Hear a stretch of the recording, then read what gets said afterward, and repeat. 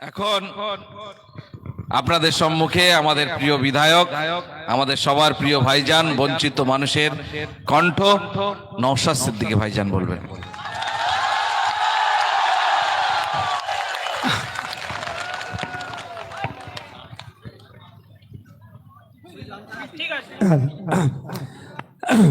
আমি আর নতুন করে কি বলবো, যা বলার আমাদের নেতা তো ওই তো সব নেতা আমাদের এইগুলো, এরাই তো বলছে যথেষ্ট। ওরা যখন রাস্তা দিয়ে হাঁটে ওদেরকে চোর বলে বলে। আমাদের জাহাঙ্গীর ভাই, আমাদের উসমান ভাই, আমাদের রাইনুর, আমাদের কারিমুল, আমাদের আসমা ভাবি, আমাদের যারা এখন রাস্তা দিয়ে যায় এদেরকে ভবিষ্যৎ প্রজন্ম, ভবিষ্যতের ভাঙড়ের কারিগর হিসাবে দেখে। এটাই তো বলছে। এবার চালিয়ে দাও, জামাতের 5 মিনিট আগে বন্ধ করে দেবে। এরাই তো দেখে নিচ্ছে। আমাকে বারবার আইএসএফ এর যারা শুভাকাঙ্ক্ষী বলছে ভাইজান একটু ভাঙড়ের দিকে নজর দেন, ভালোবাসে আইএসএফ কে, ভাইজান ভাঙড়ের দিকে নজর দেন। বারবার বলছে, ফোন করছে, জানাচ্ছে। আর আমি বারবার বলছি ভাইজান ওখানে নতুন ভাইজান তৈরি করে দিয়েছে, এই ভাইজানই ভাঙড়কে সামনে নেবে। দেখতে পাচ্ছেন না কি করছে? না আসলেও তো এখানে এরকম ভাবে মানুষকে জড়ো করে দিচ্ছে। এটাই আমরা চাই। আমরা ওই নেত্রীকে চাই না, ওই নেতাকে চাই না যে পুলিশকে তুই-তুকারি করবে। আমরা চাই প্রশাসনকে সম্মান দিয়ে নাগরিক অধিকার বজায় থাকুক। সেটা রাত 10টা বেজে যাচ্ছে, বাজি ফুরাচ্ছে, পুলিশ বলেছে বলে সেই পুলিশকে তুই-তুকারি করবে, ওই নেতা আমরা চাই না। ওই নেতা চাই না অধ্যাপিকাকে জগ ছুড়ে মারবে। আমরা চাই শিক্ষার পরিকাঠামো যে তৈরি করতে পারবে তাকে আমরা গড়ে তুলতে চাই। দেখুন, আজকে আমি বেশি কিছু বক্তব্য দেব না, তবে কিছু প্রশ্নের উত্তর আমাকে দিতে হবে। কারণ কে হোয়াটসঅ্যাপে টেক্সট করে নাকি জোট করতে চেয়েছে, সে এসে মিষ্টি মিষ্টি করে ভালো ভালো কথা বলে সেন্টিমেন্ট নেওয়ার জন্য সালামের নাকি উত্তর নওশাদ দেয়নি বলে ভাঙড়ের ধর্মপ্রাণ মুসলমানের মন জিততে চাইছে। অত সহজ নয়। ভাঙড়ের ধর্মপ্রাণ মুসলমানরা জানে ভালো করে যে নওশাদ সিদ্দিকীর আচরণ কি। যদি জোট করার ইচ্ছা ছিল হোয়াটসঅ্যাপে টেক্সট করে জোট হয়? তো আমি আমাকে চমকাচ্ছিল, কি বলছিল আপনাদেরকে ভুল বুঝানোর জন্য, এই মাইকের আওয়াজটা কম একটু বাড়াও, আমার গলার অবস্থা ভালো না, গলার অবস্থা খুব খারাপ গো ভাই, আপনারা বলুন। আমি বলেছিলাম, তারপরের দিনই আমি ধবধবিতে গিয়েছিলাম, গিয়ে চ্যালেঞ্জ করেছি হোয়াটসঅ্যাপে কি আছে সাব ব্যাংক সেটা জনমানুষে নিয়ে আসা হোক। হোয়াটসঅ্যাপে টেক্সট করে নাকি উনি জোট করতে চাইবে। আমি আপনাদের বলে রাখি, পশ্চিম বাংলায় দিনের বেলায় বামপন্থী, রাতের বেলায় আরএসএস হয়ে কিছু নেতা ঘুরছে।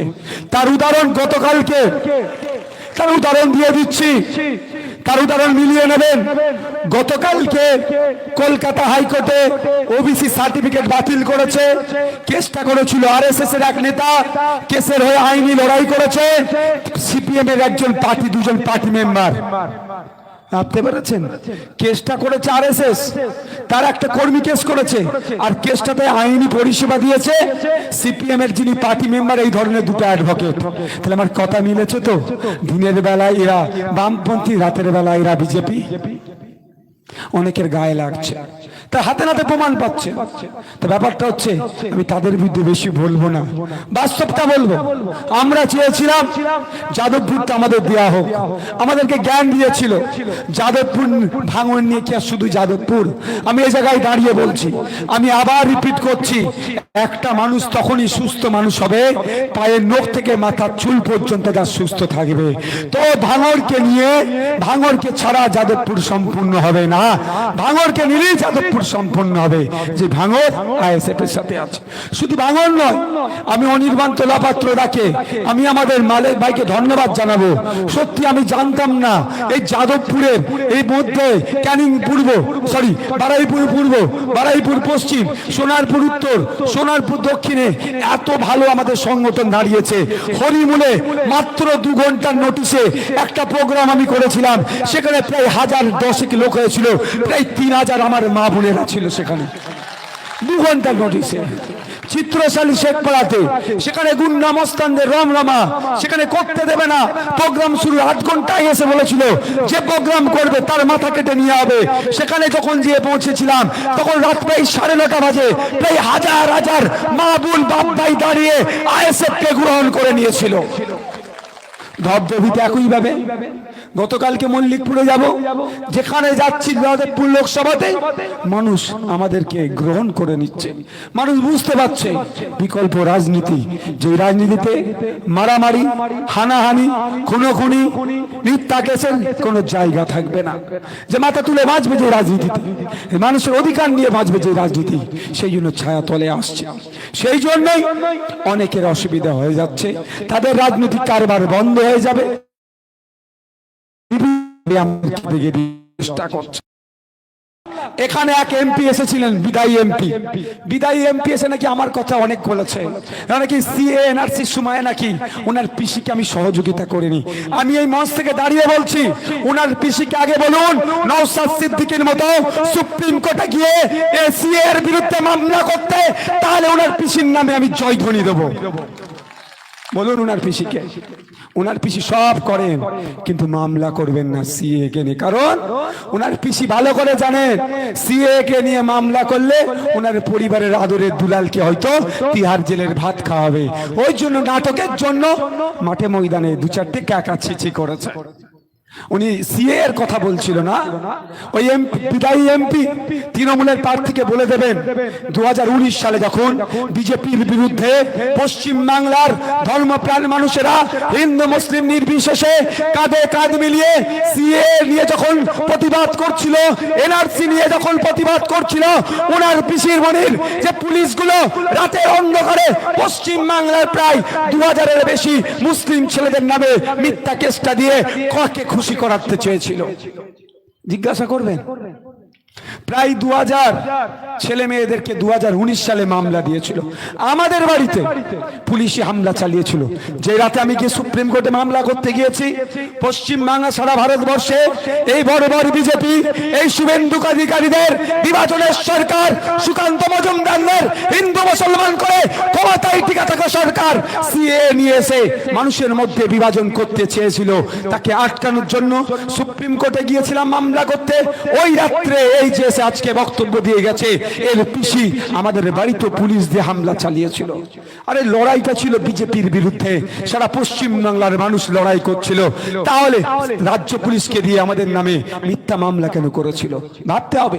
অসমে বিজেপি সরকার থাকার পরেও প্রধানমন্ত্রী অসমে যেতে চেয়েছিল, এমন প্রতিবাদ হচ্ছিল, সিএনআরসি কে নিয়ে অসম সরকার দায়িত্ব নেয়নি, বলেছে এখানে আসবেন না, আমি দায়িত্ব নিতে পারবো না।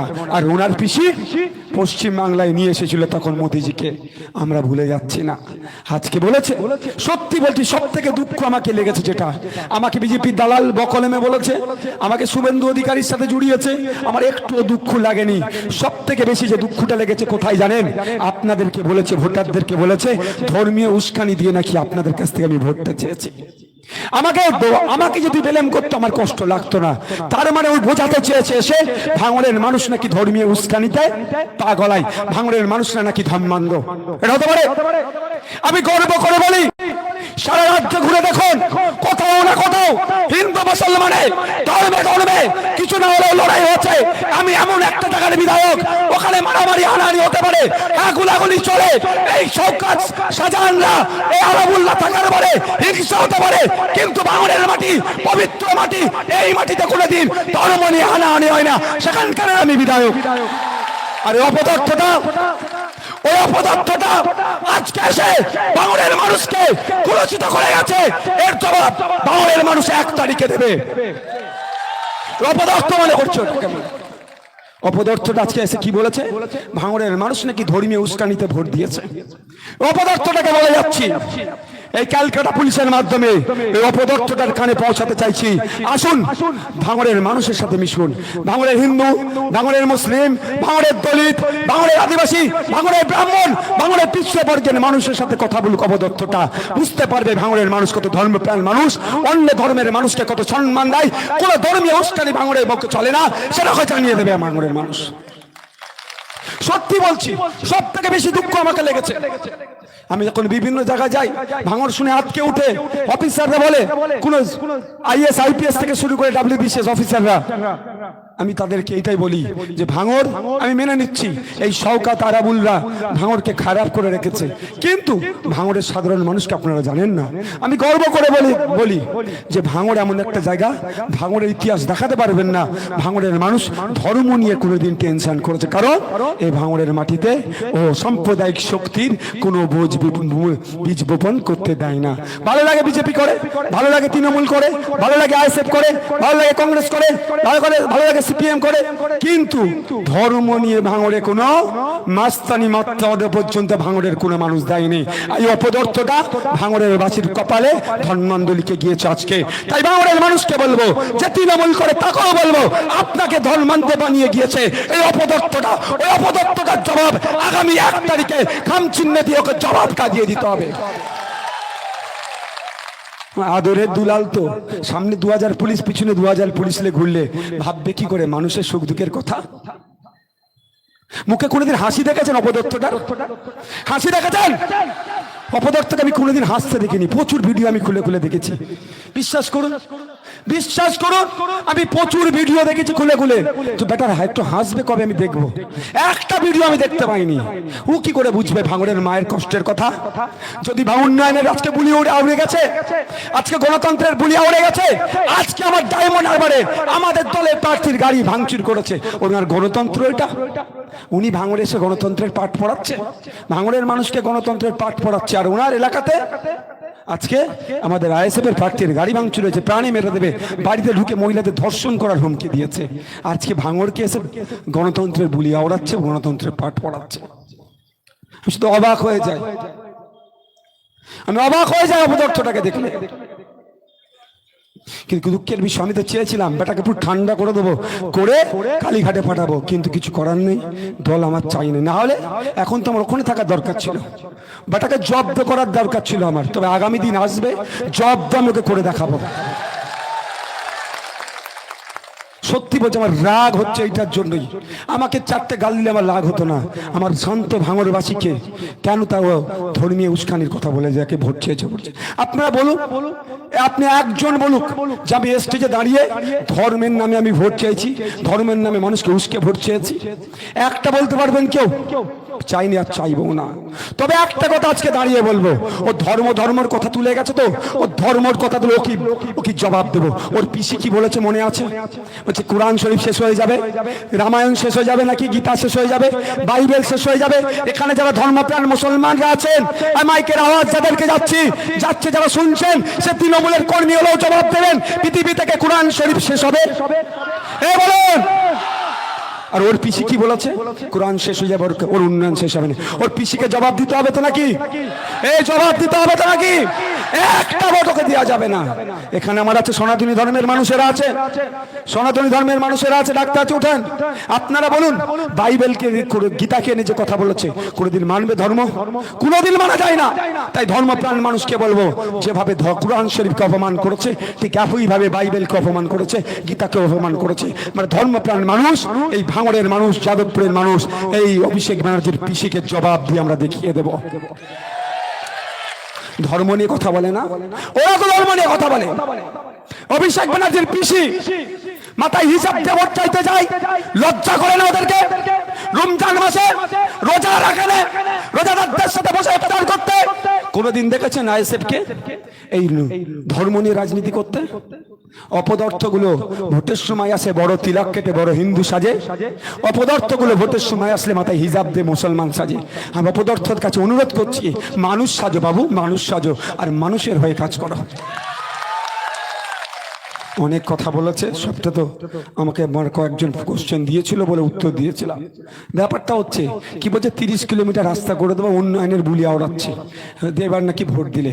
তো যার পিসি বলেছিল 2021-এ ক্ষমতায় আসলে ডবল চাকরি দেবো, চাকরি তো দূরের কথা, পুলিশকে দিয়ে কামড় করাচ্ছে, তার বাবার ভাইপো নাকি বলছে 30 কিলোমিটার রাস্তা করে দেবে। বুঝতে পেরেছেন? এই উন্নয়নের বুলি আর লাগবে না আমাদেরকে। আমি বারবার বলে এসেছি, ওয়েটল্যান্ড ব্যাঁতন ব্যাঁত টু বামনঘাটা, এখানকার মানুষেরা বাড়ি বানাতে গেলে কিভাবে তাদের অত্যাচারের সম্মুখীন হয়, আর ওয়েটল্যান্ডগুলোকে বুঝিয়ে তৃণমূল বাহিনীরা তাদের প্রাসার সময় বাড়ি বানাচ্ছে, সেগুলোকে বন্ধ করার কথা বলেছি, তাদের কানে ঢোকেনি। আজকে এসে বড় বড় কথা বলছে। এশিয়ার লার্জেস্ট এগ্রিকালচার জোন করার কথা ছিল এই ভাঙড়কে।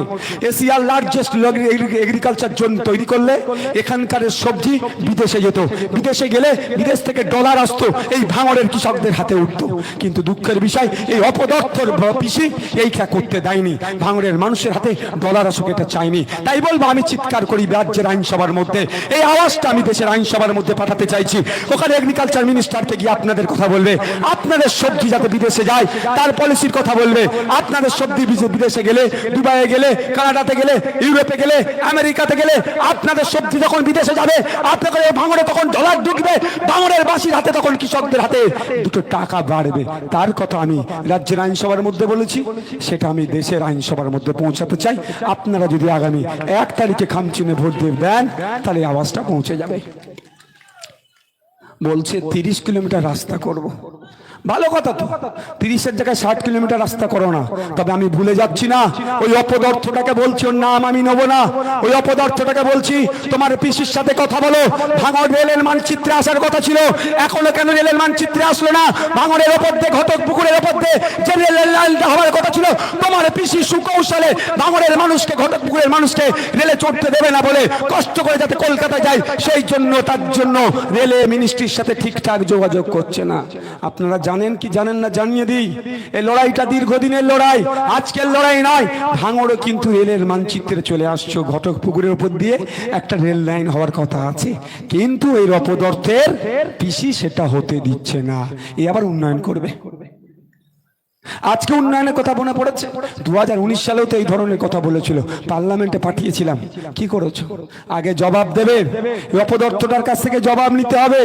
যে পার্লামেন্টে পাঠালাম সিএ এর বিরুদ্ধে, বিজেপির বিরুদ্ধে ভোট দেওয়ার কথা, উল্টে বিজেপিকে সহযোগিতা করে আসলো। এ যে যাবে না কোনো গ্যারান্টি আছে? একে তো মিস কল দিয়ে রেখে দিয়েছে। বর্তমান তৃণমূলের যে প্রার্থী হয়েছে, একে একটা মিস কল দিয়ে রেখেছে কে? সেন্ট্রাল এজেন্সি একটা মিস কল দিয়ে রেখেছে। এবার যখন তখন পার্মানেন্ট কল করে তুলে তিহার জেলে রাখতে পারে। ও তিহারের ভাত খাওয়ার থেকেও দেখবে কি, লাভ মেরে দিলি আমি বেঁচে যাব, পুরো ওয়াশিং মেশিনে ঢুকে যাব, ভালো হয়ে বেরিয়ে যাব। তাহলে আপনারা আমার ভোটটা নিয়ে কি করবে? কোথায় যাবে? যার সিটের দরকার হবে তার কাছে চলে যাবে। তাই বলছি, আপনারা আমার ভোটকে নষ্ট করবেন না। আমি আপনাদেরকে বলি, আমার যে দায়িত্ব আমি যথাযথ পালন করে যাচ্ছি। কেউ যদি আমার সাথে তৃণমূলের বন্ধুরা চ্যালেঞ্জে বসতে চায়, আমার সাথে চ্যালেঞ্জে বসতে পারে। ওই চারানার নেতাদের সাথে বসে লাভ হবে না। রাজ্যের কোনো নেতা আমার সাথে যদি চ্যালেঞ্জ করে বসতে চায়, এই যে আজকে যে এসে বলেছিল যে মমতা ব্যানার্জির নাকি আমি বিরোধিতা করি, তো মমতা ব্যানার্জি বিরোধিতা না করবো না তো কি করবো? ওনাকে ফুল চন্দন দেবো নাকি ওনাকে গোলাপ দেবো? ওনার সাথে বসে বিধানসভায় চা খাবো? ওনার দল চাকরি চুরি করে নিচ্ছে, দলিতদের অধিকার চুরি করছে, আদিবাসী অধিকার চুরি করছে, মুসলমানদের ওয়াকফ বোর্ডের সম্পত্তি চুরি করে নিচ্ছে।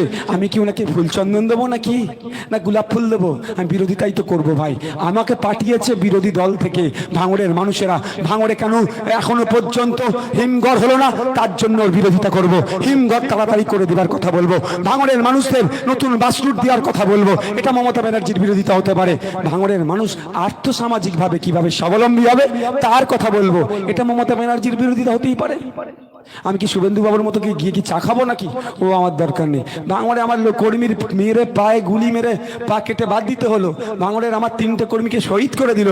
ভাঙড়ের কর্মীদের যখন প্রথম সারির যে গোটা বসে আছে, যে কোটা বসে আছে, সবাই একবার করে কম জেল খেটে নিয়েছে। যে স্টেজে যারা আছে তারা 70% একবার করে 80%কে জেল খেটে নিয়েছো। আর আমি মমতা ব্যানার্জির সাথে বসে এসে ঘরে চা খাবো? ও আমার দ্বারাই হবে না। ভাঙড়ে বিএলআর অফিসগুলোতে উন্নয়ন বাহিনী এমন পৌঁছে গিয়েছে, আপনার জমি রেকর্ড অন্যজনের নামে কাটিয়ে করে দিয়ে বিক্রি করে দিচ্ছে। আর তার প্রতিবাদ করছি বলেই মমতা ব্যানার্জির বিরোধিতা করছে। তার প্রতিবাদ তো আমি আইনসভার মধ্যে করি। এগুলো হচ্ছে ওনাদের রাগ হয়ে যাচ্ছে, আমার সাথে যুক্তিতে পেরে উঠতে পারছে না, সেই জন্য আমাকে এই ধরনের দেখে দেওয়ার চেষ্টা করছে।